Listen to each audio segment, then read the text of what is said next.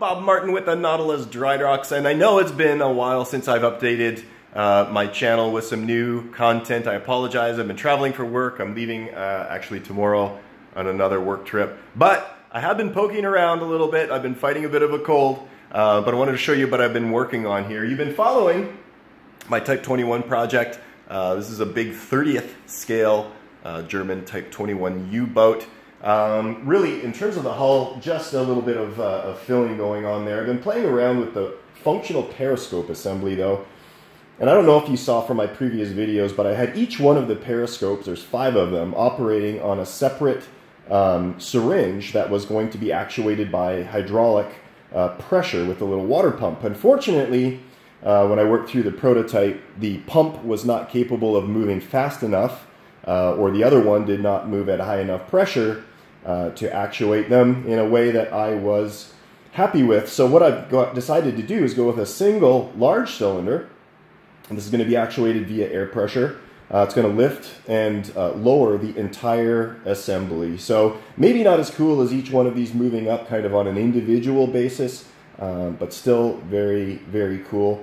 Big challenge with this is that, of course, the periscopes are in the middle section of the boat, and that happens to be exactly where the ballast tank needs to be. So we're going to have to split the ballast tank and work through all of that. The other thing that I've been working on, setting up cylinder for a customer. This started out as kind of a quick project, but of course with old reworks, it's always more than what you thought. This is an old D&E miniatures, 3.5-inch cylinder.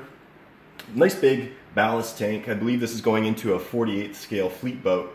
This was a custom fabricated propel cylinder, copper propel cylinder that the customer provided for me.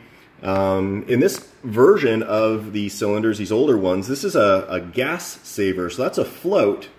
And the way this works is when the linkage is withdrawn, that arm presses on the valve, that Schrader valve, and it sprays air into the ballast tank, displacing all of the water. So what this gas saver does is when the tank is empty, it just increases the distance between the arm and the valve so that it will not actually depress. And I can show that to you right there.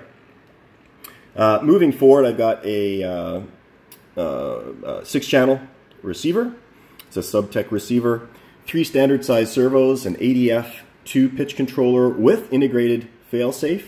We've got a 15 amp Mtronics electronic speed controller and a 15 amp inline fuse. So I'll just show you really quickly how this all works. Let's take a look at the throttle.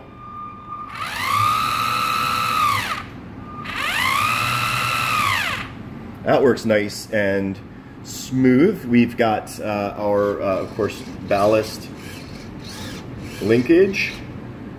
And then we've got our forward dive planes, our rudder, and then the aft dive planes are working off of that pitch controller, and that is all autonomous. So it's going to run all by itself. It's going to keep the boat perfectly level as it submerges and surfaces.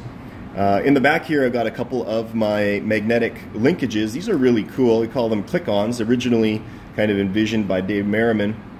This is my heavy-duty version of these that you can get on my site. So instead of having to connect and disconnect these linkages as you put the cylinder in and out, simply connect this to the linkages of your boat. That stays on your sub, and these connect really strongly, and that holds them in place. So that you do not need to keep goofing around with all of that stuff. So the other thing that I've done is I've taken out the Schrader valve in there that was supposed to equalize the pressure. I've installed this silicone tube. What that allows you to do is you can blow into it, put this underneath the water, and you can check for bubbles. This is probably, you know, a 10 or 15-year-old cylinder. I've just blown into it here on the bench, and I can hear some air escaping, so I got to dunk this thing and find out where it's all coming from. However, fully functional.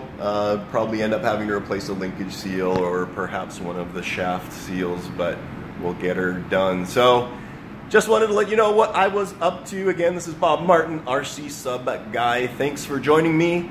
We'll catch you next time.